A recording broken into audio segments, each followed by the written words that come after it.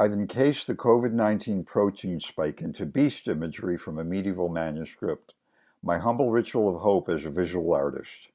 I immersed myself in creating this 7-foot-high work while our adult children struggled to overcome COVID-19 in New York City.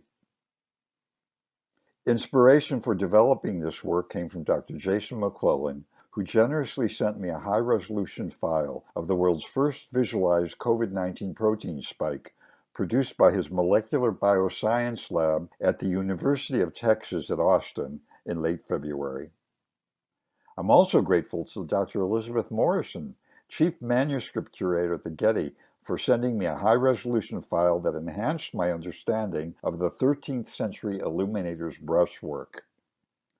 In Folio 23 of the Getty Center's Rothschild Pentateuch, the beast's body, an amalgamation of batwing, birdwing, reptilian, and mammalian forms, prompted my pangolin-like interpretation. This 13th century manuscript page announces the end of the Noah narrative through the eliminated Hebrew words, Hazlat Noah, referencing one of the most well-known stories of life continuing after global disaster, the biblical Great Flood. Also prominent in Folio 23, the illuminated Hebrew V'yomer speaks to the covenant of post-disaster safety, symbolized by the celestial rainbow of the Noah narrative. So I've rendered rainbow effects into the eye and neck of my version of the manuscript beast. I began the work with a full-scale marker drawing using quick strokes, an attempt to reproduce the immediacy of the manuscript's decorative imagery. Working in sections allowed for repositioning until a rough composition emerged. I then drew out a careful contour drawing with India ink onto an 80-inch scroll page that resembles the color and texture of parchment.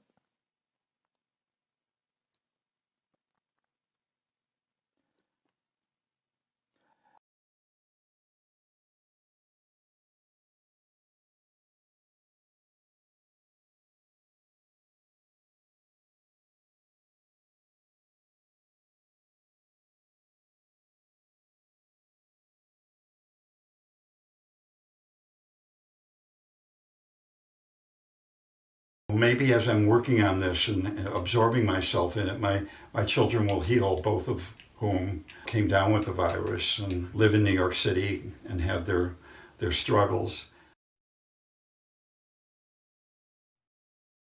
I've made 2 practice beast heads that I'm referring to, but I'm opting for more simplification.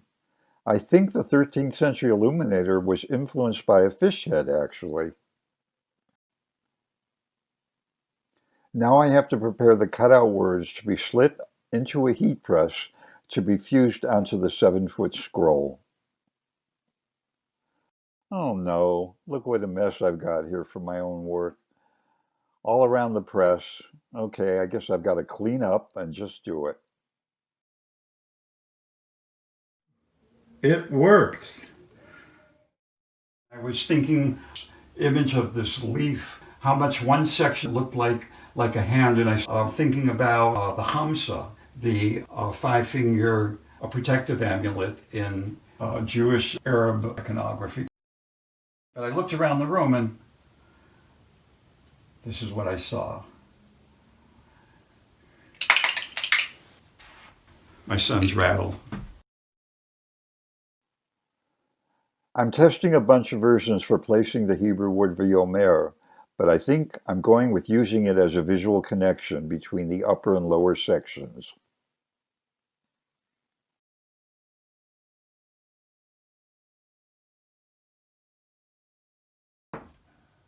During a day of rain on Monday, April 13th, after completing rendering rainbow colors in the dragon's neck, the weather cleared up, so Jean and I went out for a walk.